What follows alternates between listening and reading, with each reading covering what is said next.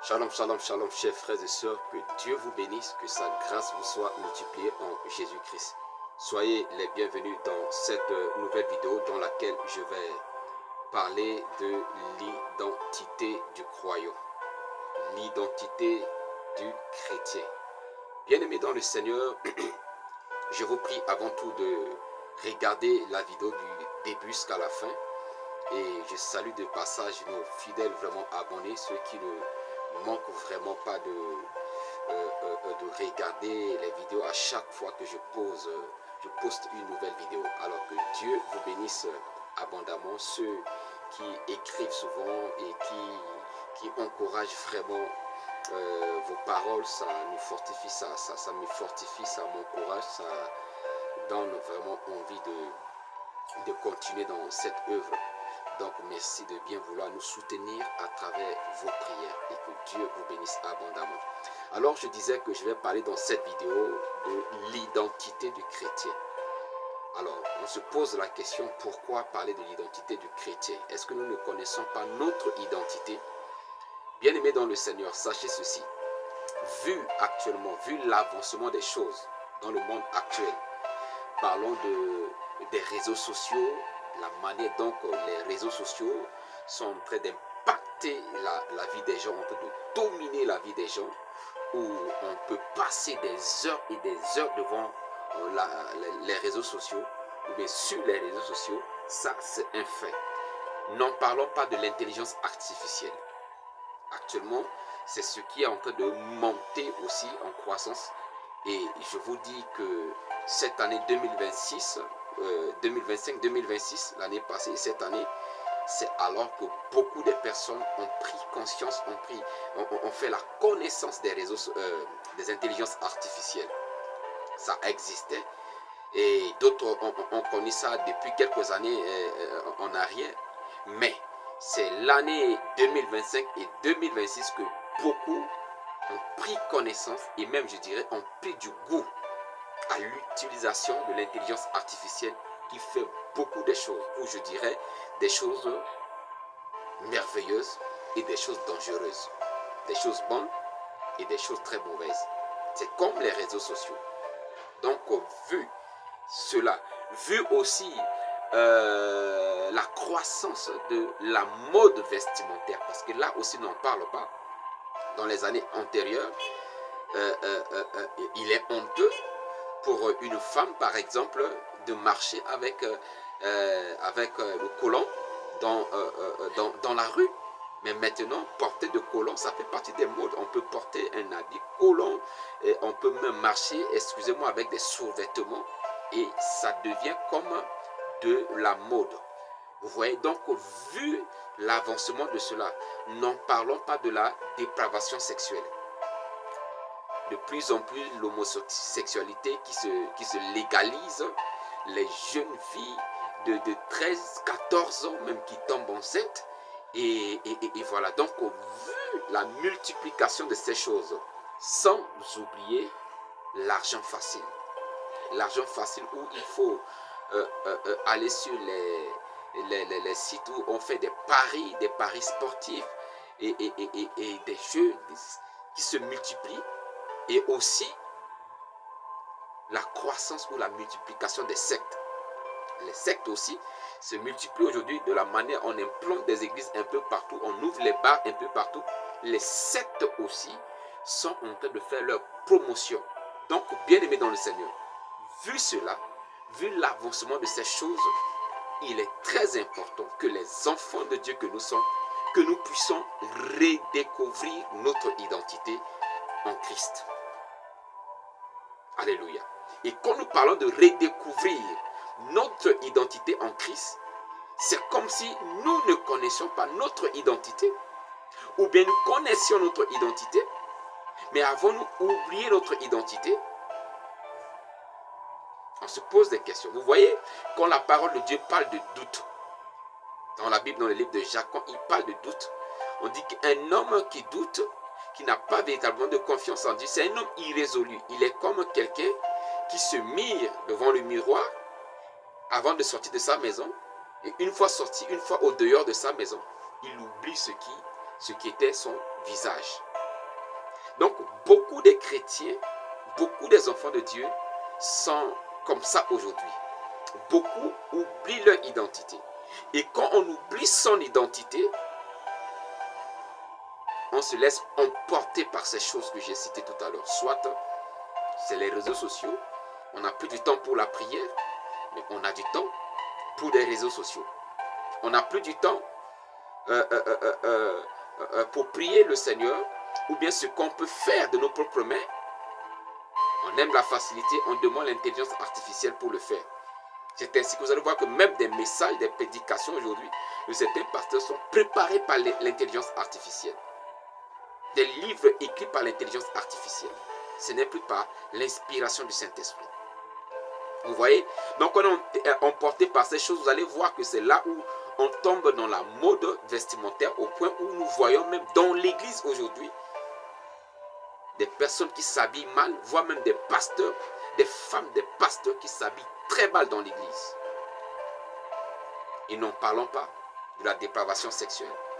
Surtout dans le milieu des choristes, dans le milieu des chorales, des chantes dans nos églises. C'est comme de l'eau que nous buvons à tout moment. Il n'y a pas la crainte de Dieu. Il n'y a plus la crainte de Dieu. N'en parlons pas, comme je l'ai dit tout à l'heure, de l'argent facile.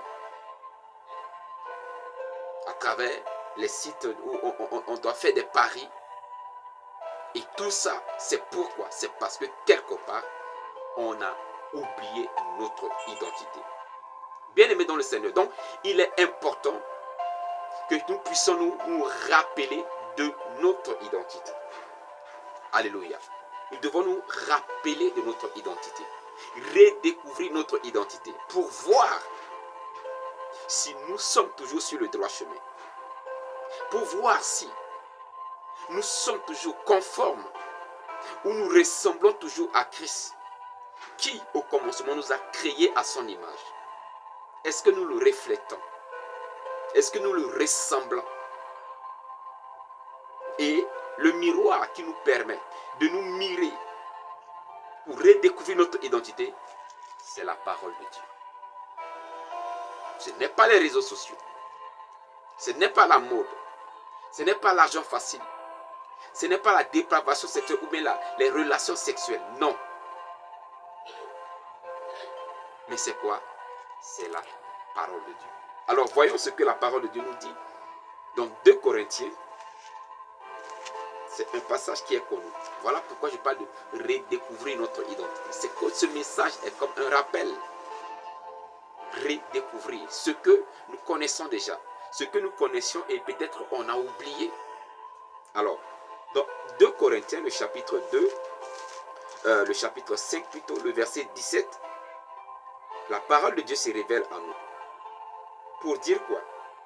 Verset 17, voilà, le voilà, on dit, si quelqu'un est en Christ. Donc, c'est pour dire quoi? C'est pour dire que lorsque nous n'étions pas en Christ, nous avions une identité, mes frères et sœurs. Quand nous ne connaissons pas le Seigneur, nous avions une identité. Et étant en Christ, nous recevons une nouvelle identité qui est différente de l'ancienne identité. Voilà pourquoi l'apôtre Paul commence par nous parler de cette identité. Pour dire quoi? Si quelqu'un est en Christ, le verset 17, excusez-moi. Voilà, si quelqu'un est en Christ, il est une nouvelle création, une nouvelle créature. C'est comme si on l'a créé à nouveau. C'est pourquoi il a utilisé le terme créature. Il est une nouvelle créature. Ce n'est pas la même créature. Non, parce que nous sommes morts en Christ et nous sommes ressuscités en lui. Donc, nous sommes une nouvelle créature. Cette nouvelle créature doit être influencée par l'Esprit de Dieu et non par les réseaux sociaux. Influencée par l'Esprit de Dieu et non par les sectes. Influencée par l'Esprit de Dieu et non par l'intelligence artificielle. Influencée par l'Esprit de Dieu et non par les choses de ce monde. Je dis bien influencée par l'Esprit de Dieu. Alléluia. Donc je répète, je reprends. Si quelqu'un est en Christ, il est une nouvelle créature. Les choses anciennes sont passées. Voici toutes choses sont devenues nouvelles. Beaucoup d'entre nous vivaient dans la fornication, dans l'impudicité et autres. Mais aujourd'hui, en se laissant emporter par ces choses que j'ai citées tout à l'heure, on retourne encore. Alléluia. Dans les choses anciennes que nous avions abandonnées quand nous avions connu Christ. Voilà pourquoi nous devons redécouvrir notre identité en Christ pour voir si nous sommes toujours, si nous gardons toujours cette identité en Christ, ou on a délaissé cette identité en Christ pour retourner à notre ancienne identité. Est-ce que nous sommes dans la nouveauté de vie en Jésus-Christ ou bien nous sommes retournés dans les choses anciennes, mes frères et sœurs? Nous avançons. 1 Corinthiens, le chapitre 3, le verset 16. La parole de Dieu nous dit ceci. Ne savez-vous pas que vous êtes le temple de Dieu et que l'Esprit de Dieu habite en vous? Alléluia. La parole de Dieu parle de notre corps, de notre vie, de nous-mêmes, que nous sommes le temple de Dieu. Voilà notre identité. Nous ne sommes pas n'importe qui. Nous ne sommes pas des animaux comme des chiens qui peuvent retourner à ce qu'ils vomissent. Mais nous sommes le temple de Dieu et que l'Esprit de Dieu habite en nous. Alors, bien-aimés dans le Seigneur, si l'Esprit de Dieu habite en nous, alors nous faire des choses qui vont attrister le Saint-Esprit. Alors que la parole de Dieu nous recommande de ne pas attrister l'Esprit. Qu'est-ce qui attriste l'Esprit? Quand au lieu de se laisser inspirer par l'Esprit de Dieu, nous prenons notre inspiration de l'intelligence artificielle. L'Esprit de Dieu prendra plaisir à être en nous. Lorsque nous exposons nos corps, même nos parties sensibles et intimes au dehors, alors que notre corps est appelé le temple du Saint-Esprit, l'Esprit de Dieu va prendre plaisir à cela? Ou va-t-il être, je dirais, attristé? Quand nous sommes sur des réseaux sociaux, que faisons-nous? Que regardons-nous sur des réseaux sociaux? Si nous passons notre temps à regarder des choses qui suivent nos pensées, des choses qui nous excitent et qui nous conduisent à la dépravation sexuelle, l'Esprit de Dieu va-t-il toujours habiter en nous? Mes frères et sœurs, il est important pour nous de redécouvrir notre identité. Et cette identité révèle que nous sommes le temple de Dieu. Faisons attention. Nous sommes le temple de Dieu. Nous portons Dieu en nous. Nous ne sommes pas n'importe qui. Nous ne sommes pas comme ceux de ce monde. Nous allons continuer la lecture avec 1 Corinthiens, le chapitre 16, le verset 19 au verset 20, qui dit ceci.